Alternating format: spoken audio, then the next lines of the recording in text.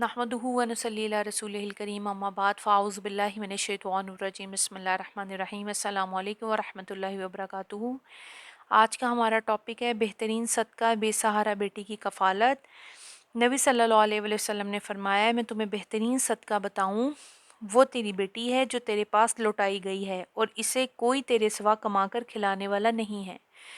तो यानी कि ऐसी लड़की जिसकी बदसूरती या जिस्मानी नक्स की वजह से शादी नहीं होती या शादी के बाद तलाक मिल गई हो और तुम्हारे सिवा इसे खिलाने पिलाने वाला कोई और ना हो, तो इस पर तुम जो कुछ खर्च करोगे वो अल्लाह ताला की निगाह में बेहतरीन सदका होगा।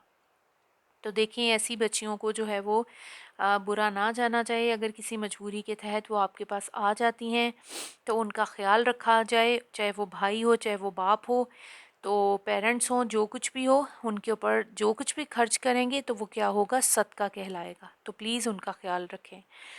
इसके अलावा एक और है हदीस औलाद पर खर्च करना। हज़रत उम्मे सलमा से रिवायत है, उन्होंने कहा कि मैंने नबी सल्लल्लाहु अलैहि वसल्लम से पूछा, क्या मुझे अब्बू सलमा के बेटों पर खर्च करने से सवाब मिलेगा? मैं इन्हें इस तरह मोहताज और दरबदर मारे फिरने के लिए छोड़ नहीं सकती।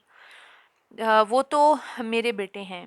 आप सल्लल्लाहु अलैहि वसल्लम ने फरमाया, जो कुछ तुम इन पर खर्च करोगी तुम्हें इसका अजर मिलेगा। उम्मे सलमा के पहले शौहर का नाम अब्बू सलमा है।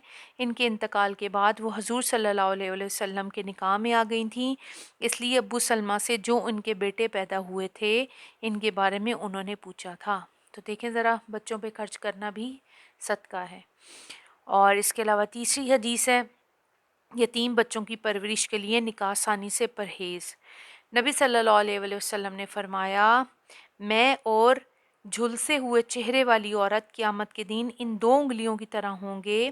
यजीद बिन ज़री ने यह हदीस बयान करते हुए अपनी बीच की उंगली और कलमा शहादत की उंगली की तरफ इशारा किया, यानी वो औरत जिसका शौहर मर गया और वो ख़ानदानी शराफत और ज़ाती हुस्न और जमाल रखती है, लेकिन इसने अपने मरने वाले शौहर के बच्चों की खातिर अपने आप को निकाह से रोके रखा, यहाँ तक कि वो जुदा हुए या मर गए।